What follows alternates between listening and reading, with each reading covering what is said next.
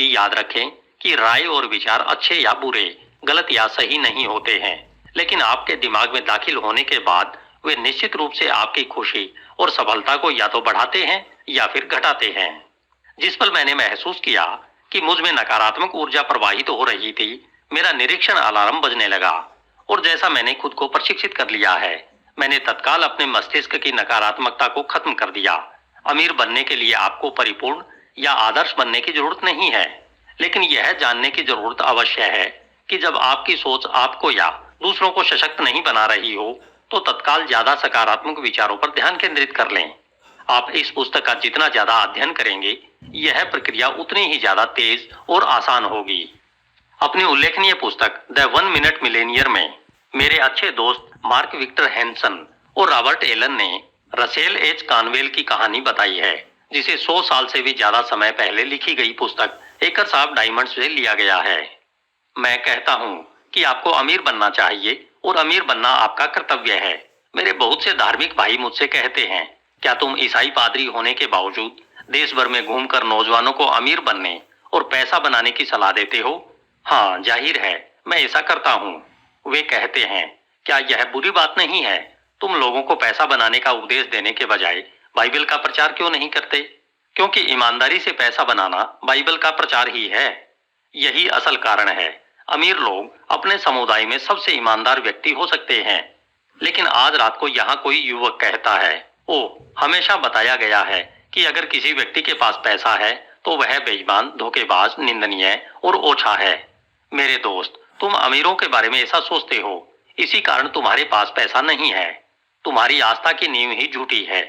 मुझे खुलकर कहने दे, अमेरिका के 100 अमीर लोगों में से 98 ईमानदार हैं, इसलिए वे अमीर हैं। इसलिए उन्हें पैसा भरोसे के साथ सौंपा गया है। इसलिए वे महान काम करते हैं और अपने साथ बहुत से लोगों को काम देते हैं। एक और युवक कहता है, मैंने कई लोगों के बारे में सुना है जिन्होंने बेईमानी से करोड़ों डॉलर कमाए हैं। हाँ, आपने सुना होगा और मैंने भी सुना है, लेकिन दरअसल उनकी संख्या इतनी कम है कि अखबार वाले खबर छापने के लिए उनके बारे में हर समय बात करते रहते हैं, जब तक कि आप यह नहीं सोचने लगते कि हर अमीर आदमी बेईमानी से अमीर बना है। मेरे दोस्त, तुम मुझे फिलाडेल्फिया के उपनगरीय इलाकों में ले चलो और मेरा परिचय उन लोगों से कराओ जिन्होंने इस महान शहर में अपने मकान बनाए हैं। इतने सुंदर मकान जिसमें बगीचे और फूल हैं, इतने प्यारे भव्य मकान। अगर तुम मुझे उस इलाके में ले चलोगे तो मैं तुम्हारा परिचय सबसे अच्छे लोगों से करवाऊंगा, जो चरित्र में भी बेहतरीन होंगे और हमारे शहर की उद्यमिता में भी। जो लोग अपने मकान के मालिक हैं, वे इस वजह से ज्यादा सम्मानीय, ईमानदार, पवित्र, सच्चे, मितव्ययी और विवेकी बन जाते हैं। इस मंच से लोभ के खिलाफ उपदेश देते हैं और इतनी हिकारत से गंदा पैसा वाक्यांश बोलते हैं कि धार्मिक लोगों को लगता है कि किसी व्यक्ति के पास पैसा होना बुरी बात है। पैसा शक्ति है और इसे पाने के लिए आपको तार्किक रूप से महत्वाकांक्षी होना चाहिए। आपको होना चाहिए, क्योंकि आप पैसा पाने के बाद जितनी भलाई कर सकते हैं, उतनी इसके बिना नहीं कर सकते। पैसे से आपकी धार्मिक पुस्तकें छपती है, पैसे से आपके धर्म स्थान बनते हैं, पैसा आपके मिशनरीज को भेजता है और पैसे से आपके उपदेशकों को भुगतान किया जाता है। मैं कहता हूँ, आपके पास पैसा होना ही चाहिए। अगर आप ईमानदारी से दौलत हासिल कर सकें, तो ऐसा करना आपका ईश्वरीय कर्तव्य है। यह सोचना इन धार्मिक लोगों की बहुत भयंकर गलती है कि धार्मिक होने के लिए आपको बहुत गरीब होना चाहिए। कानवेल के इस कथन में कई अच्छी बातें हैं। पहली बात तो यह है कि अमीर लोगों में विश्वसनीय बनने की क्षमता होती है। अमीर बनने के लिए जितने भी गुण जरूरी हैं, उनकी सूची में दूसरों का भरोसा पाना काफी ऊपर होगा। जरा सोचें, क्या आप किसी ऐसे व्यक्ति के साथ बिजनेस करेंगे जिस पर आप कम से कम कुछ हद तक भी भरोसा न कर सकें? किसी तरीके से नहीं। इसका मतलब यह है कि अगर आप अमीर बनना चाहते हैं, तो यह जरूरी है कि आप पर बहुत सारे लोग भरोसा करें, और इस बात की भी संभावना है कि बहुत से लोगों का भरोसा पाने के लिए आपको काफी विश्वसनीय बनना होगा। अमीर बनने के लिए और इससे भी ज्यादा महत्वपूर्ण बात यह है कि अमीरी कायम रखने के लिए किन गुणों की जरूरत होती है। बेशक इस नियम के अपवाद हो सकते हैं, लेकिन ज्यादातर मामलों में किसी काम में सफल होने के लिए आप में कौन से गुण होने चाहिए, इन गुणों को आजमा कर देखें। सकारात्मक, विश्वसनीय, एकाग्रचित, संकल्पवान, लगनशील, मेहनती, ऊर्जावान, लोक व्यवहार में निपुण, योग्य संप्रेषक। थोड़ा बुद्धिमान और कम से कम एक क्षेत्र में विशेषज्ञ है। कानवेल के उदाहरण में एक और रोचक बात है। बहुत सारे लोगों को यह यकीन करने के लिए कंडीशन किया गया है कि आप एक साथ अमीर और अच्छे या अमीर और आध्यात्मिक नहीं बन सकते। मैं भी पहले इसी तरीके से सोचता था। बहुत से लोगों की तरह मुझे भी दोस्तों, शिक्षकों, मीडिया और बाकी समाज ने बताया था कि अमीर लोग बुरे होते हैं क्योंकि वे लोभी होते हैं। एक बार फिर यह बकवास निकला। असली दुनिया के अनुभव में मैंने पाया है कि यह पुराना मिथक झूठा है और डर पर आधारित है। मैं जितने भी अमीर लोगों को जानता हूँ वे बहुत अच्छे भी हैं। जब मैं सैन डिएगो में रहने आया तो हमने शहर के एक अमीर इलाके में मकान लिया। हमें उस मकान और इलाके की सुंदरता पसंद आई थी, लेकिन मैं थोड़ा झिझक रहा था क्योंकि मैं वहां किसी को नहीं जानता था और मुझे लगता था कि मैं इतनी ऊंची सोसाइटी में फिट नहीं होता हूँ। मेरी योजना यह थी कि मैं अपने मकान से काम रखूंगा और इन घमंडी अमीर लोगों से ज्यादा घुलने मिलने से बचूंगा। बहरहाल जैसा ब्रह्मांड का इरादा था, मेरे 5 और 7 साल के बच्चों ने उस इलाके के बच्चों से दोस्ती कर ली और जल्दी ही मैं अपने बच्चों को उन महलों में खेलने के लिए छोड़ने जाने लगा। मुझे याद है, मैं लकड़ी के कम से कम 20 फुट ऊंचे बेहतरीन नक्काशी वाले दरवाजे को खटखटा रहा था।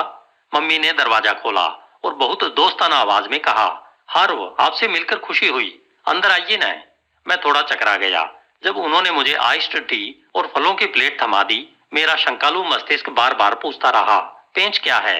फिर उस महिला का पति वहां आ गया जो अपने बच्चों के साथ स्विमिंग पूल में खेल रहा था। उसने और भी दोस्ताना अंदाज में कहा, हार्व, हमें बहुत खुशी है कि आप इस इलाके में रहने आए। आपको आज रात को हमारी पार्टी में अपने पूरे परिवार के साथ आना ही है। हम सबसे आपका परिचय करवा देंगे और हम जवाब में ना सुनने के लिए तैयार नहीं है। वैसे क्या आप गोल्फ खेलते हैं? मैं कल क्लब में खेलने जा रहा हूँ। आप मेरे मेहमान के रूप में क्यों नहीं चलते हैं? अब तक मैं सदमे में आ चुका था। वे घमंडी लोग कहाँ थे जिनके मिलने का मुझे यकीन था? मैंने घर लौटकर पत्नी को बताया कि हम पार्टी में जा रहे हैं। ओह, उसने कहा, लेकिन मैं पहनूंगी क्या? देखो प्रिय, तुम समझती नहीं हो। मैंने कहा, वे लोग बहुत अच्छे और अनौपचारिक हैं। तुम तो बस जैसी हो अच्छी लगोगी।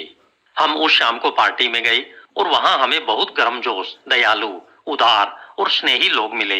एक बिंदु पर बातचीत एक परोपकारी मुहिम की ओर मुड़ गई, जिसकी अध्यक्षता एक मेहमान कर रही थी।